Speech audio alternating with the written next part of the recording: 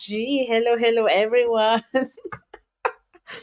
So, good morning, good afternoon, good evening all over the world and anywhere you are tuning from. Hello, hello, everyone. My name is Julie Ann, and I'm here from Anyo, California, coming in here live in front of you guys. And time check muna tayo. Today is 10:47 p.m., September 7, 2024, and today is Saturday.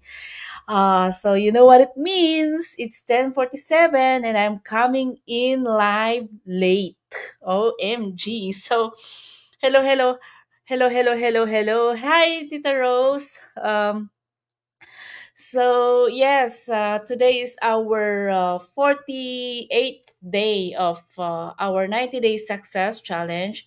So you always see me every day. And today is our 48 days. It's because of our 90 day success challenge. So we have this 90 day success challenge that was initiated by one of our business partners. This is to, foster a professional growth, personal growth, and to form a new habit. So, yun yung tatlong reason kung bakit ako sumali sa 90 Day Success Challenge na ito. And everyone has its reason, different reasons. So, for me, this is the main reason because, naman, one of our challenges and for having a business, there are a lot of it for me, and one is coming out from my comfort zone. That's why I want to develop more my professional growth and to form a new habit just to get used to it. Okay, yon. So, paano nga ba nila makikita yung business mo kung hindi ka, 'di ba, lalabas sa iyong lungga? Hi, Ate Devs. Hello. Thank you for coming into my live and watching me. Yes. And yeah, I came from Maui, Hawaii, and oh my gosh, it's really paradise. Kaya paradise yung place mo, Ate Debs. Next will be your place. Hopefully, if God willing, we can travel and go to your place, Ate Debs. So, yes. So for today, we're gonna be talking about managing, ano nga bang topic namin ngayon? Managing sharing on managing kids milestones. I mean, managing kids milestones. So since this week it's all about parenting and regarding kids, I don't have a kid, I'm not a parent. So instead of sharing about that topic, I'll be sharing about siblings. So my topic for today will be sharing on managing siblings milestones. Yan. So yes, Ate Debs, shout out nga pala kay Ate Debs who is watching right now, and Tita Ros Ana, hello, hello. Thank you for coming into my live and watching my live for tonight, even if it's late. So I'm here, no excuses, sabi nila, so I have to show up on my business. And I have to show up on my 90 days Go Live Success Challenge. And yeah, so that will be our topic for today. So hopefully I can deliver and I can share something regarding siblings out there, 'di ba? So kasi growing up with my siblings, I'm close to kasi sinasabi ko lagi na like it's like we have two generations sa aming magkakapatid kasi medyo mahaba yung gap na namin yung naunang tatlo at saka yung late na tatlo. So, kaya ang bunso at ako ang age gap namin is almost 16 years. So, nagdadalaga ako dalaga na ako, I mean, nung lumabas siya. So, kaya parang isang isang ano yon, isang challenge din or isang, struggle din na nung lumalaki ako at may bata. So parang more responsible sa mga nakakabatang kapatid. So regarding siblings milestones, there's a lot that I can share, especially for the three of us who almost grew up together. Yung kuya ko, ako at saka yung pangatlo. Tapos kasi medyo mahaba na yung gap ng pangatlo at pang-apat.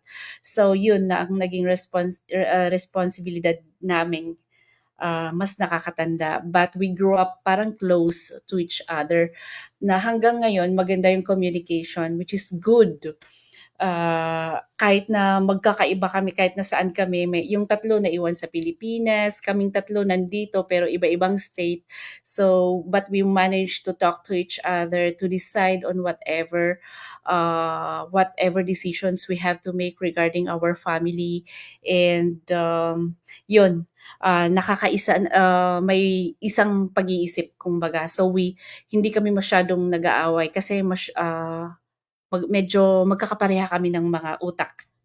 Yun yung maganda sa aming mga magkakapatid. But growing up, there are a lot of sibling rivalries na nangyari. So, they almost say na ganun daw talaga kapag growing up, lalo na yung mga kapatid na nag-aaway mula bata hanggang sa medyo malagpas na nila yung childhood days. It's because para maging close daw, which is parang nakita ko na totoo. Oh, 'di ba? So shout out lang muna sa mga aking mga viewers. Hello, hello ladies, si Ate Debbie, si Zapra, hi nakahabol, si Tita Rose, and si Jeans. Hello, hi sis. And sa aking loving husband, aba, sige, taga-nood ka lang. Observe ka lang muna diyan. so, so, yun. So, yung i-share ko lang in a topic about siblings, siguro mag-share lang ako ng tatlo regarding managing on how to, recognize their milestones and growing up. Yun yung mga na-observe ko. Kaya ngayon, parang mas closer kami. It's because we celebrate each other's achievements. Pero parang wala akong achievement. Ano ba yan? Wala akong share na achievement. Like, yung mga birthdays, hindi lang naman achievements. Every ano ba, yung dapat na i-celebrate na days like birthdays, like end of the school year, yung mga recognitions. Ay, wala akong recognition ng bata ako, but yung mga kapatid ko, ang dami. Kaya, pero hindi naman ako nainggit or ano, whatever. Maybe it's because we've grown up na parang ganun nga. Kasi pag minsan, di ba, parang hindi mo maiiwasan na may inggit, ano bang tawag doon, may comparison at saka may inggit na nangyayari in between sa mga siblings, di ba? But maybe it's because nung lumalaki kami, siguro dahil mag-isa lang akong babae, so hindi masyadong napapansin kumbaga. So yun yung kagandahan, yung celebrating each other's achievements. But for me, I didn't mind at all. It's siguro dahil nga yun, mag-isa lang siguro akong babaeng lumalaki at saka yung dalawang lalaki ang laging napapansin.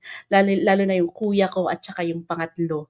But for me, parang timid lang na hindi masyadong napapansin. Kasi siguro dahil nga babae ako.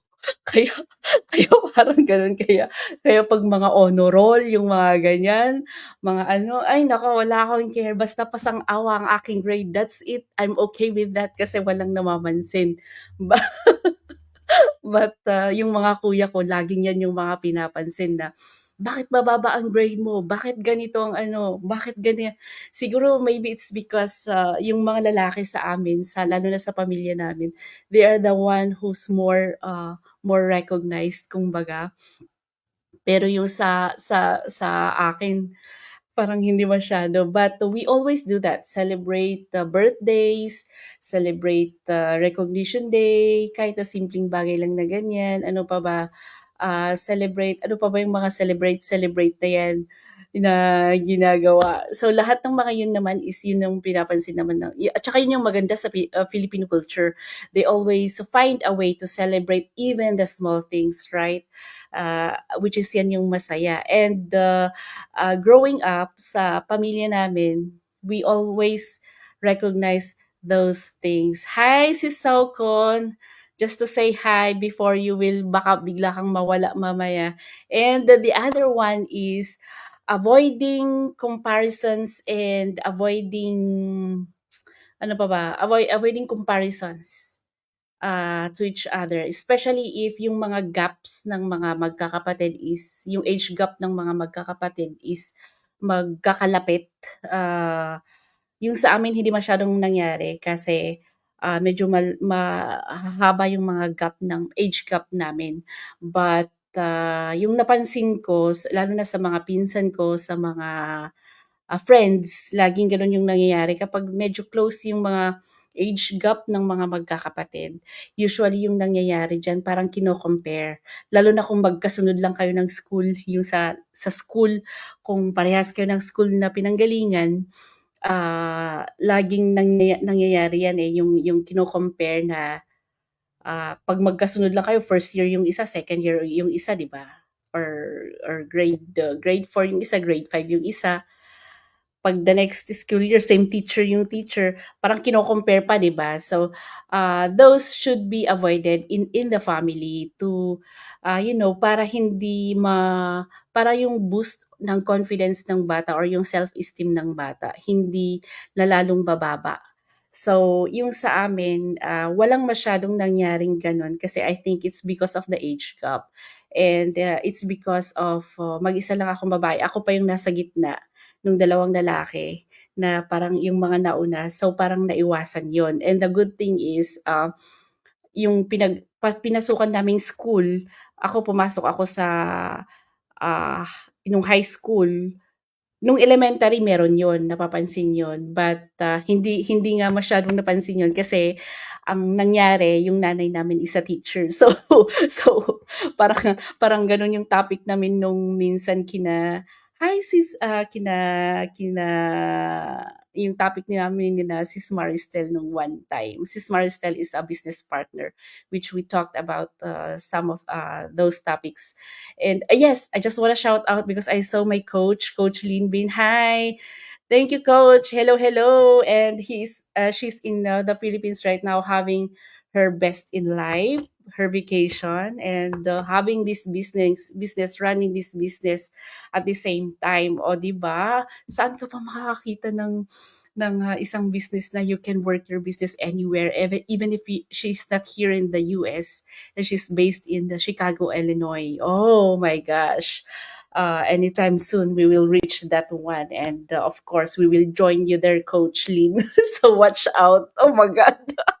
So yes, so go back to the topic, regarding yun nga, avoiding comparisons between siblings. So sa akin medyo naiwasan yun kasi growing up, I went to different school. Yung kuya ko pumunta siya sa boys high, which is, all boys, at saka ako naman all girls. So parang naiwasan yun. So walang mga comparison na nangyari. And the good thing is, at saka yung pangatlo, napunta siya sa public school kaya parang iba-iba kami, so walang masyadong masyadong nangyaring, comparisons. But you know what? When we got into college, nung pumasok ako ng college, that's the time na comparison yung nangyari. Kasi 'di ba sabi ko nga magkakasunod kami ng age gap ng kuya ko at saka ako, at saka yung pangatlo. So, yung kaming dalawa ng kuya ko, parehas kami ng school na pinuntahan and the same course ang kinuha namin. And, oh my gosh! Diyan ako nainis. Diyan ako nainis kasi, yung teacher na ang kuya ko tapos naging teacher ko nung sumunod, parang yun na, may comparison na nangyayari which is nakakainis. But I didn't mind at all kasi matalino nga naman yung kuya ko, ako hindi ako masyadong matalino, alam niyo naman. Strict strict, ano lang ako, strict, tingnan niyo hindi ko pa masabi. Yung pag-iisip ko sa ano 'yan, isip kalye lang, ganyan. So so yun yung isang isang way para maiwasan ang, para ma-acknowledge lalo at saka baka ma-boost lalo ang self-confidence, self-esteem nung isang bata. At saka yung, personal and, yung personal growth ng bata nag-i-improve din. So, yun ang dapat iwasan. And other one is, having an open communication and, involving every siblings sa communication and, kung ano yung mga plano, mga ganyan. So, sa aming magkakapatid, I think, kaya kami more on nagka-bond kasi habang growing up, we became more, closer dahil yun nga, lagi kaming magkakasama, laging nag-aaway, every vacation kami-kami lang ang magkakasama. kami-kami lang ang titinginan sa isang kwarto at saka sa isang apartment na maliit, eh,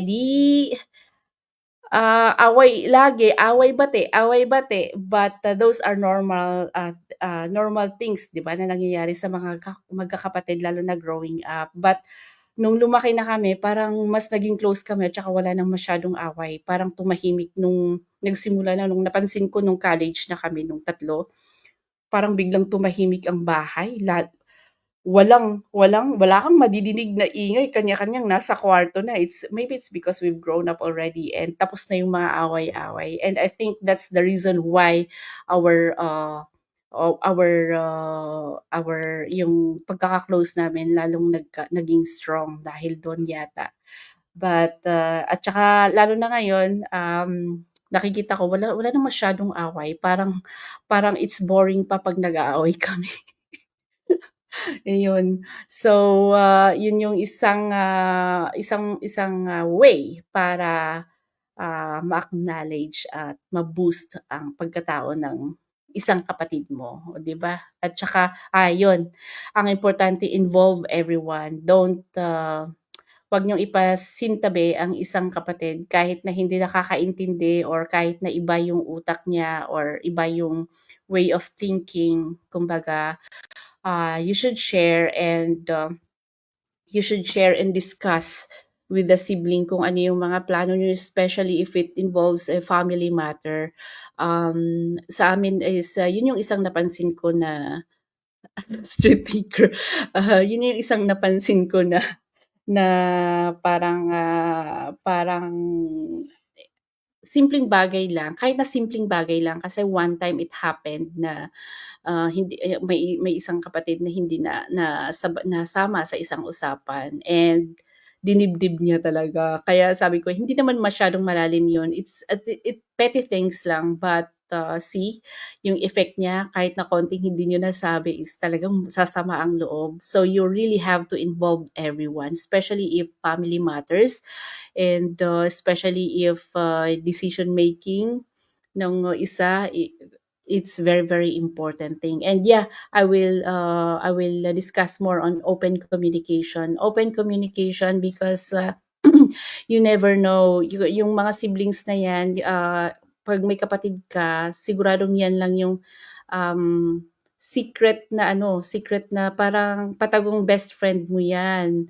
Kaya hindi mo alam na hindi mo alam na yung mga kapatid mo pala inaantay ka na kausapin. You have to reach out all the time because you never know what's that person is going through, especially if, kasi sa amin 'di ba na-mention ko na naman na yun nga, parang 2 generations kami, masyadong mahaba ang gap namin yung tatlo sa susunod na tatlo. So kaming tatlo alam ko na ang ugali nung isa't isa. Pero yung tatlo na mas malayo ang, age gap sa amin, yun ang mas mahirap kasi hindi sila lumaki na kasabay namin kasi malayo ang age gap nila, eh. So they have their own, we have our own world, we have our own, company kasi malalaki na kami, so teenagers, so we have our own friends, but for them, they also have their own world kasi mga bata pa sila growing up, so iba talaga ang mundo nila. So, hindi namin nakikilala or hindi namin sila kilala. So, growing up, hindi ko, ako personally, I don't know their personality, those three na panghuli. So, but the most important thing is I always reach out to them because, lalo na kapag yun nga, swerte nga yung panahon na 'to na may, Facebook, may social media which we can easily, reach out to them. And, yun yung kagandahan kaya mas nakilala ko pa sila, but the good thing is there is an open communication to each and every one of us. Especially kaming tatlo na nauna, we always, have that open communication to those three other siblings na nasa huli kasi iba talaga ang, ano nila, eh, ibang generation sila, eh. Kami millennial na generation, sila Gen Z generation na nila. So, so parang ay Gen Z ba? Oh, tama, para Gen Z. Mas ibang-iba talaga. So, having this open communication will really really boost yung ano nila, yung motivate at saka may inspire din sila kasi at least nakikita nila na may parang role model na parang sinusunod. Kumbaga, yung mga nakakabatang kapatid. So, at saka yun yung kagandahan. Oh, naging role model kami sa kanila. Pero yung napansin ko mas marami kaming away na unang tatlo kaysa sa yung tatlong mas bata. So, pero parang napansin ko nga, yun nga, parang nakakatulong talaga yung sibling rivalry growing up, no? Kasi parang mas kilala niyo yung sarili niyo sa isa't isa, but yung susunod na tatlo parang hindi masyado. Kasi maybe one reason is that it's because of the evolution ng mga ano, yung mga games, mga laro. Kasi nasanay na sila na may computer, may technology. Yung sa atin kasi noon walang technology. So, isang bike pa lang or isang bola pag-aagawan ng ilang magkakapatid, 'di ba? Kaya parang parang siguro yun yung walang masyadong napapansin na sibling rival. Wala akong masyadong napansin sa tatlong yun. So parang yun ang maganda. And ay, yes, shout out lang muna sa mga nag who came to my live. Hi, Sis Josie, Sis Saukon, Street Smart. Yun, Street Smart pala. Sabi ng asawa ko, street thinker. Oh my gosh, street thinker. Muntikan nga na yun ang sasabihin ko, street thinker. And Sis Lay, hi! Thank you for coming into my live. Hello, Sis Lay. Hopefully, we can meet in Hawaii. So, yun, open communication and involving everyone. And the third one is, ito, yung parang pinaka number one ko, pero last na topic. So, create a tradition. Create a tradition like having yun, yung parang celebrating birthdays o kahit na yung celebrating birthdays lang or anniversary ng parents, yan. Para yun yung time na there's a time na you will get together or you will celebrate each other and you will and it is a time where you will catch up together. So having a tradition like for us, sa amin ang dami kasi, eh. Lalo na lumaki ako sa Igorot tribe talagang talagang pina-practice pa namin yung ibang mga ano, mga practices and everything. So, buti nga wala ako doon sa amin nung inopen ko nung nagsimula ako ng business kasi kapag na kapag, alam ng mga lolo't lola ko na magsisimula ng business, they have to ano, ang daming offering, ang daming mga ano niyan, ang daming mga prayers, ang daming mga agpartida pa iti baboy, wenno manok, kay tapay. Tapno lang para lang ipag-pray at i-offer kay kabunyan or if some kind of offering before starting a business or before building a house, mga ganyan, before traveling, ang dami, before starting your wedding, ang dami before everything else and after, ang dami na namang mga celebration, ang dami na namang mga rituals na gagawin. But the good thing is I'm here in the US, so we weren't able to do that. So same. Anyway, we're talking about siblings here, sharing sibling milestones. So one way or one tip is having or creating a tradition. So yung sa amin, kasi medyo mahirap, ang dami naming napagdaanan this past few years kaya medyo nagulo at saka medyo na mentally disturbed ang isa't isa, but that didn't let na yung communication naming magkakapatid is mawala or yeah, mawala. We still continue to, because of that open communication, and we are involving each and every one of us in every decision that we make. That is why we were able to cope up, and then we were able to get back. the our your our relationship to each other. And yes, creating a tradition like celebrate having a time to celebrate each birthday. Yung sa amin yung ginagawa namin is yung each kung may birthday, yun, nagchichikahan na lang. Noon dati, you have to prepare something, but for now, parang sa pag-iiba ng panahon at hirap ng buhay, parang nag-iiba yung way of celebrating, 'di ba? Like celebrating your birthdays. So so yung nangyayari parang chikahan na lang, parang parang 'pag tumatanda or lumalaki na kayo parang hindi wala ng masyadong celebration, but you really want just to, have the open communication and talk to each other and then catch up. Parang gano'n na lang yung sa amin, and then it's a good thing na we have this social media where we can meet and talk to each other and catch up each other's lives. Yun yung maganda. Tapos kung may kailangan yung isa, at least isang tawag na lang ganyan. But yeah, I think that is the one that I have to work it out.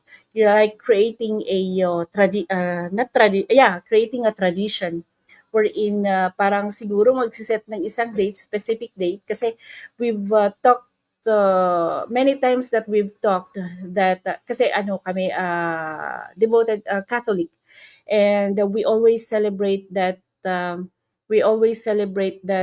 Holy Week, and we are planning to have yun yung parang create a tradition that where you can meet each other na magkakapatid, and we're thinking of that week supposedly will be our yung bakasyon lahat ng mga magkakapatid where we can bond each other. Yun yung I think that is the one that we have to work out, kumbaga, kasi creating a traditions. And yes, I think that is a big one way to celebrate each milestones of each other, and to acknowledge everyone's successes. So it's better to have that tradition, especially for Filipinos. They are fond of having different traditions, and it's a good one to have. Like for us, we don't have that specific tradition, but we always make sure that every time that we go home for a vacation, we always see to it that we have a day or 2 days na magkakasama kami na walang mga ibang tao or walang disturbance, unless may very important reason talaga na hindi makaka-attend yung isa. But we always make sure na ganun ang nangyayari, that we have to bond each other before parting ways na naman. So, that is a good one. So, yun yung parang tatlong gusto kong i-share lang regarding having siblings, especially if you have siblings na malalaki, na madami kayo. Masaya ang maraming siblings. Kaya nga 'pag minsan nakakainggit yung maraming magkakapatid, kasi nung una nung pag-apat lang parang marami na, 'di ba? Sabi nila marami na, but growing up pala parang kulang pala. Tapos kami 6 kami, parang kulang na kulang, parang 6 ba kami? Parang dadalawa lang kami or tatatlo lang. Pero kawawa naman yung magulang 'pag ang dami, 'no? 'Di ba? So, yes, shout out lang muna sa mga nagwa-watch ngayon. Hi! Hi, tita. Aba, nanonood siya. Hello, hello, hello. Hi, Tita Chris. And Sis Lay, hello, hello. Aba. So, I think that's the things that I have to share. Aba, lalong-lalo na si Jeans nandito pa eh. Actually, si Gina work na niya. So, I think she's gonna go. Nasa work na siya yata. So, that's it for now. And this is the one that I want to share. I always share this, that siblings are like branches on trees. So, we grow on different directions, yet our roots remain as one. So, yan lang ang gusto kong i-share ngayong gabi for our 48th day of success challenge. And I hope to see you again tomorrow on our 49th day. Aba, malapit na. Oh my gosh. Pero kailan lang nang nag-join kami nung nag-start kami ng 90 days success challenge. And yes, we are now on our 48th day Oh my gosh. And thank you so much for watching, and for my 4 million viewers was able to catch up and finish my live for tonight. And to those who 8 million kanina and thank you for watching, and to those who are watching for replays, thank you so much everyone, and hope to see you again tomorrow for our next live. And this week it will be an exciting. Oh yes, I just want to announce that on Monday we have a segment. May segment. May segment po kami sa Monday at 5 p.m. PST, US time. So, that is sa Philippine time, that is 4, 5, 6, 7 p.m. sa Pilipinas naman. So, I hope to see you tomorrow on our next live, and then on Monday for our segment. So, watch us on live on Monday. Thank you so much and have a good night, and happy blessed Saturday. Good night sa inyong lahat, and uh good night. Thank you. Have a nice day. I have a nice night everyone. See you tomorrow. Bye-bye.